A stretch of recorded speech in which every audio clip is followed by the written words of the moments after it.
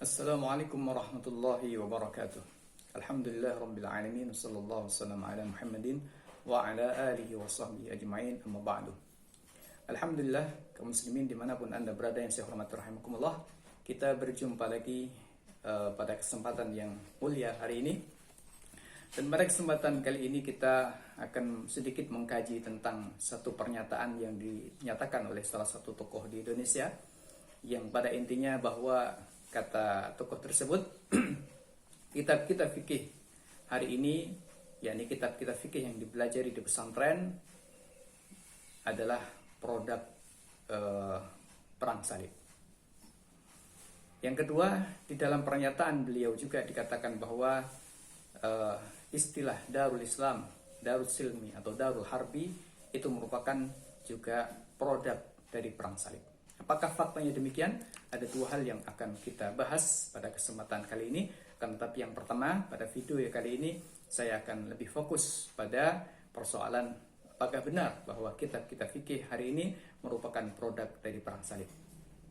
Kaum muslimin dimanapun anda berada yang saya hormati rahimakumullah, untuk mengkaji persoalan ini sehingga kemudian dapat terang, dapat menjadi jelas apakah benar pernyataan tersebut, maka pertama kita akan mengacu kepada fikih itu sendiri, dan yang kedua nanti kita akan melihat fakta atau realitas kitab-kitab fikih yang ada di Indonesia. Yang pertama adalah hakikat fikih itu sendiri. Kita tahu bahwa para ulama di dalam kitab-kitab mereka, apakah itu kitab-kitab usul fikih ataupun di dalam kitab-kitab fikih ataupun di dalam kitab-kitab qawaid fikih, mereka memberikan definisi tentang fikih, bahwa fikih adalah al-ilmu bil ahkam syar'iyyah al-amaliyah al-mustanbatah min adillatiha at-tafsiliyah. Fikih adalah al-ilmu bil ahkam syar'iyyah, ilmu pengetahuan, pemahaman tentang hukum-hukum syara'. Al-amaliyah yang bersifat praktis, al-mustanbatah min adillatiha at-tafsiliyah yang digali, al-muktasabah atau al-mustanbatah yang digali dari dalil-dalilnya yang terperinci. Yang perlu kita tekankan di sini adalah definisi fikih bahwa dia sebagai al-ilmu bil ahkam asy-syar'iyyah, pengetahuan tentang hukum-hukum syara'. Di sini dikatakan hukum-hukum syara'. Artinya ini bukan perkara yang main-main, karena ini merupakan sebuah hukum syara'. Apa itu hukum syara'? Hukum syara' dikatakan oleh para ulama ahli usul fikih dikatakan sebagai khitabus syari' al-muta'alliq bi af'alil ibad, yaitu adalah seruan Allah Subhanahu wa taala sebagai pembuat syariat, al-muta'alliq bi af'alil ibad, yang berkaitan dengan perbuatan hamba. Begitu para ulama usul fikih mendefinisikan tentang hukum syara'. Lalu kemudian dari mana hukum syara' ini bisa lahir? Seruan Allah Subhanahu wa taala yang bisa dikatakan sebagai seruan Allah Subhanahu wa taala kalau tidak merujuk kepada sumber. Lalu apa sumbernya? Maka dikatakan oleh para ulama sumbernya adalah min adillatiha at-tafsiliyah, dari dalil-dalil terperinci. Apa yang dimaksud dengan dalil-dalil di sini? Para ulama sepakat bahwa dalil itu pada prinsipnya merupakan wahyu Allah Subhanahu wa taala, yaitu Al-Qur'an dan sunnah Nabi Muhammad sallallahu alaihi wasallam, dan apa yang ditunjukkan oleh Al-Qur'an dan sunnah sebagai dalil.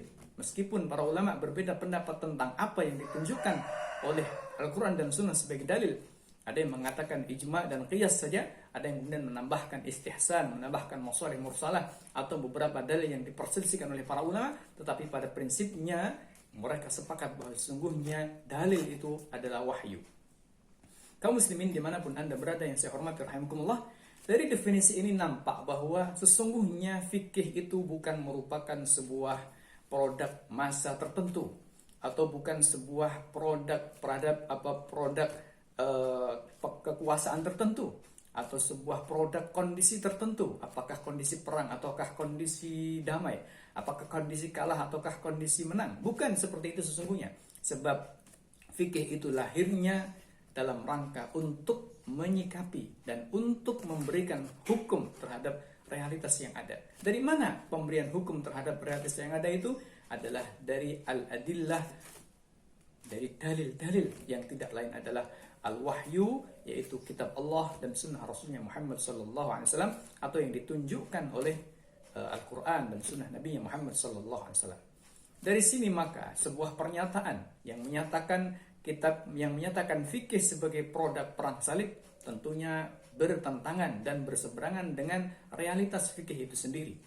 Meskipun tidak dapat kita pungkiri bahwa istihad-istihad para ulama, melakukan istihad-istihad untuk menyikapi dan memberikan solusi serta memecahkan berbagai problem di tengah-tengah kehidupan manusia dari zaman ke zaman, ini bisa berbeda-beda karena realitasnya berbeda dan bisa juga karena sudut pandang terhadap dalil berbeda.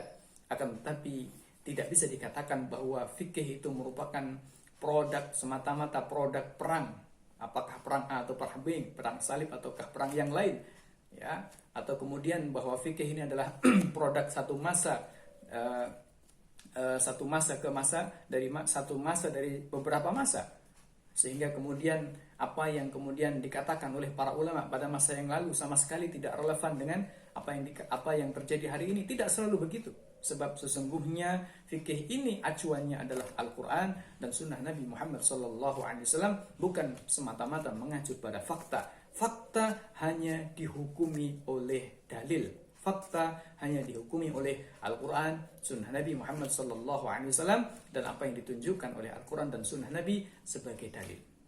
Ikhwati fillah rahimakumullah. Ini yang pertama. Yang kedua, apakah benar kitab-kitab fikih di Indonesia ini merupakan produk perang salib? Ketika kita ingin menjelaskan tentang hal ini, maka harus kita lihat, harus kita detailkan faktanya.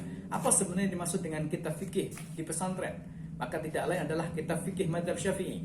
Dan kita tahu ketika kita mengkaji tentang fikih mazhab Syafi'i bahwa kitab-kitab fikih yang ada di Indonesia ini merupakan perpanjangan dari kitab-kitab Imam Asy-Syafi'i rahimahullah yang disebut dengan Al-Madhabul Jadid atau Al-Qaulul Jadid.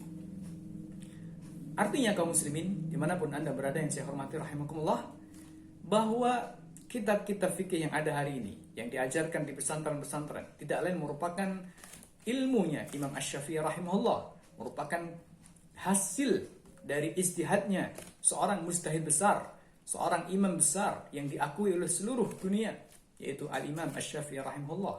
Pertanyaannya, apakah Imam Asy-Syafi'i produk perang salib? Yakni beliau berijtihad dan melakukan berbagai macam kajian bertepatan atau bersamaan dengan terjadinya perang salib?